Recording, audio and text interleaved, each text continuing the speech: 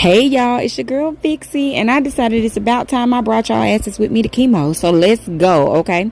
We arrived clutch because I stopped at the Lord's Chicken Spot to get my chicken minutes and my iced coffee, alright? They usually get me back pretty quickly and they take me straight to the scale, which is every woman's best friend said no bitch ever. The next stop on our treatment day journey is my spot for the day. Now, they typically put me in the back because my nurses are so supportive of my content creation career that they don't want me to be disturbed.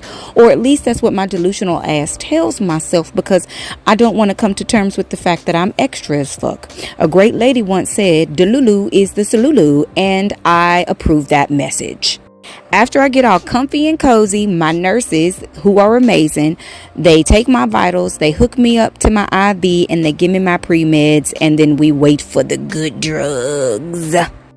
After the good stuff arrives, I'm started on a low dose that increases gradually throughout the day. After that, I ain't gonna lie, y'all, it's chemo. It's pretty uneventful. I start with my daily people watching quota, and then I move on to catching up on my daytime shows. Aaron Pierre is Mufasa. Aaron Pierre is oh, my bad.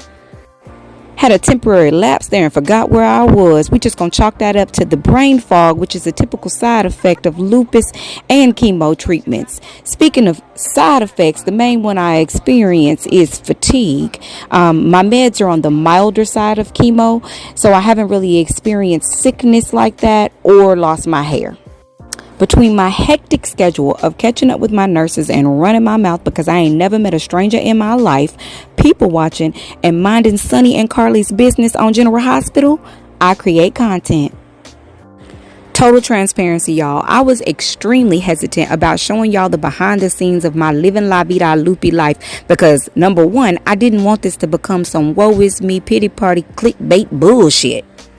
Number two, I was raised by a Libra and a Virgo, baby. We bend, we don't break. So we shall overcome. We rise above. This is only temporary, right? So I didn't want y'all to be over here worried about Vixie. But I've come to understand the importance of sharing my journey because you can find joy in times of struggle.